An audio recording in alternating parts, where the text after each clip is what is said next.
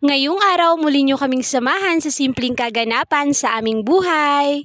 Sus, before anything else, no, magmagandang gabi muna ako sa inyo kahit pang umaga yung video ko. Sus, nailabas na rin talaga natin yung English natin na nakatago talaga sa baol ng ilang taon. Mag-aalas 7 na nga rin pala yung oras dyan, no, at kakagising pa lang ng mema nyo kasi palaging puyat. Kahit ako hindi ko alam kung worth it ba yung pinagpupuyatan ko. Pagkagising ko nga, bumangon nga rin ako agad at tumiretso nga dito sa pinakamaganda naming lababo. Kung man alam, no, kung matutuwa kayo sa nakikita nyo dito sa bahay ng nanay ko kasi dito wala talagang aesthetic na gamit. Sus, basta ako ipapakita ko lang talaga kung anong meron kami dito. Tapos ko nga palang magsipilyo ng ngipin, no, ayan, at naglilamos na rin ako ng aking pagmumukha na puno na rin ng libag. Tsari!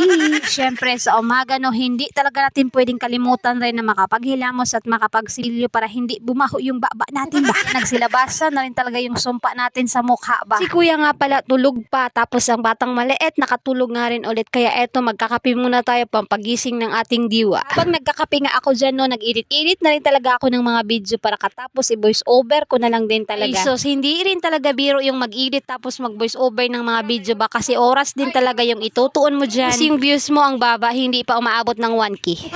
At malapit na nga rin palang magtanghalian, no, buti na lang itong nanay ko at nanguha nga rin ng talbos ng kamuti doon nga sa garden ng kapatid ko. Sus, kahit papaano, no, makalibre-libre rin talaga tayo ng ulam ba. Sus, dito sa probinsya basta hindi ka lang talaga masilan pagdating sa mga ulam, kahit magpitas-pitas ka lang sa gilid-gilid magkakaulam ka na. Hala, adobohin nga lang pala ng nanay ko, no, yung luto nga dito sa talbos ng kamote, kaya ayan, naggisa lang siya ng sibuyas at bawang. Nang lumabas na nga yung aroma, inilunod nga lang niya yung talbos, tapos naglagay lang siya ng toyo, tubig, tapos suka. Sos, napakasimple lang din talaga, no, ng pagluluto nga nito, pero mapapadami rin talaga yung kain mo kasi masarap. Pagkaluto nga niyan, no, kumain nga rin kami agad at katapos nga ito ng mga tikluping damit ang sunod nga naming tinupi. Pag nagtutupi nga ako dyan, no, may patawa-tawa pa ako kasi alam nyo kung anong ginagawa ko. Matik, makipag-istorya na puntaan sa chismis ba. Sus, baka maniwala kayo ha, syempre kailangan din talaga natin makikistorya kasi magbabaho talaga yung laway natin sa baba natin kung hindi talaga natin yan ibubuka ba. Ang ginahaponan naman eto, in-unbox ko nga lang pala yung mga product nga ng kapatid ko. Ito nga palang binibenta niya, no, mga lotion nga pala ito, kaya magsibili na kayo para pumuti na kayo.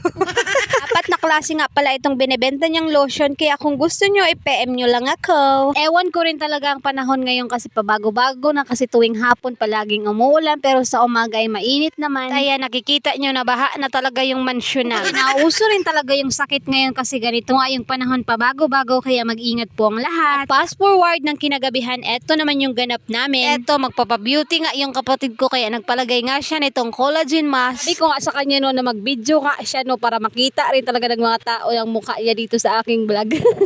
Anyways, sa buhay natin, hindi natin kailangan ng maraming pera or kayamanan para maging masaya. Minsan sapat na magkaroon tayo ng oras sa ating pamilya. Yun lang muna for today. Ang Pink Kanunay.